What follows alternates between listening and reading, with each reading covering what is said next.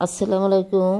আজ দেখাবো ল্যাংচা মিষ্টি। এখানে আমি 1 কাপ গুঁড়া দুধ নিয়েছি, 1/4 কাপ ময়দা নিয়েছি। আমি ময়দা ও দুধটা ভালো করে, গুঁড়া দুধটা আর ময়দাটা ভালো করে মেখে নেব।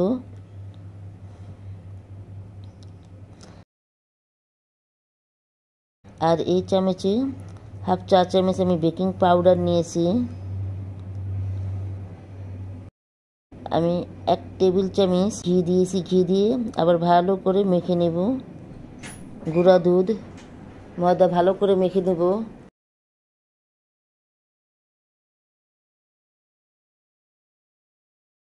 এখানে আমি একটা ডিম ফেটিয়ে নিয়েছি। ডিম আমি আস্তে আস্তে দিব, দিয়ে আস্তে আস্তে দিয়ে মেখে নেব।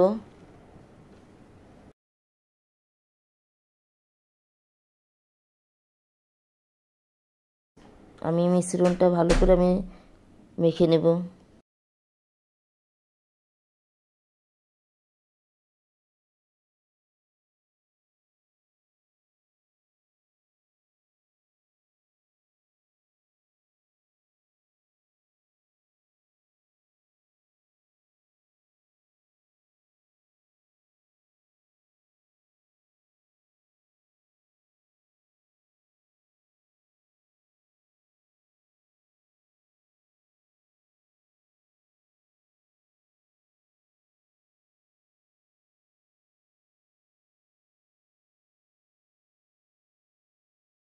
ভালো করে মেখে আমি হাতে একটু তেল লাগিয়ে আমি এভাবে একটা রুটি বেলার পিঁড়ি নিয়েছি। পিঁড়িতে আমি এভাবে একটা একটা করে ল্যাংচা আমি বানিয়ে নেব।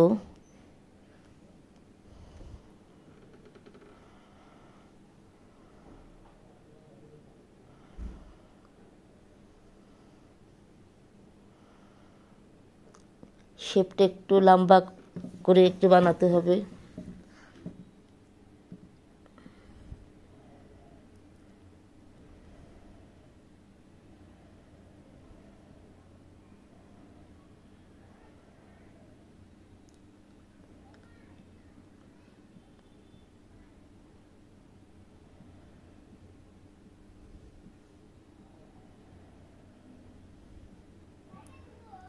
এইভাবে আমি দেখলাম ল্যাংচা মিষ্টিগুলো বানিয়ে নিয়েছি। আমি এভাবে একটু তেল হালকা একটু তেলের আঁচটা, চুলার আঁচটা একটু আমি হালকা একটু কমিয়ে নিয়েছি এবং একটু অল্প আঁচে আমি বসিয়েছি।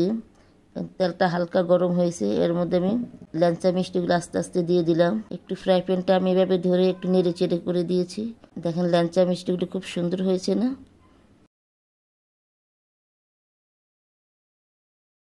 এই কালারটা হওয়ার পরে আমি নামিয়ে নেব মিষ্টিগুলি।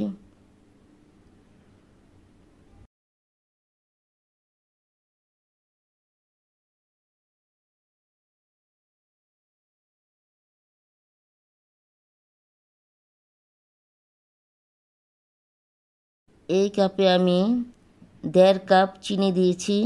এখানে আমি প্রায় 3 কাপের মতো এই কাপে আমি পানি দিয়েছি। এই ল্যাংচা মিষ্টিতে একটু পানি বেশি দিতে হয়। এখানে আমি 3টা এলাচ দানা নিয়েছি সুঘ্রাণের জন্য। আর এই ঢাকনার এখান থেকে একটু খুলে লবঙ্গ নিয়ে এটা মুখটা একটু বন্ধ করে দিলাম। এই একটা বলক আসার পরে আমি মিষ্টিগুলো দিয়ে দিলাম। বেশি বলক ঘন করি না, সেই শিরাটা একটু পাতলা দরকার। এর মধ্যে আমি ঢাকনাটা বন্ধ করে আমি 10 মিনিট রাখবো। 10 মিনিট পরে আমি দেখবো যে 10 মিনিট পরে আমি দেখলাম 10 মিনিটের মধ্যে খোলা যাবে না। আমি 10 মিনিট পরে এসেই কিন্তু আমি মিষ্টিটা দেখলাম।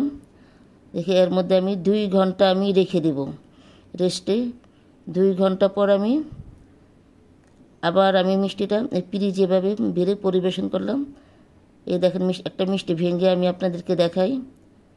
খুব সুন্দর হয়েছে, খুব সফট হয়েছে, খুব সুন্দর হয়েছে। ধন্যবাদ।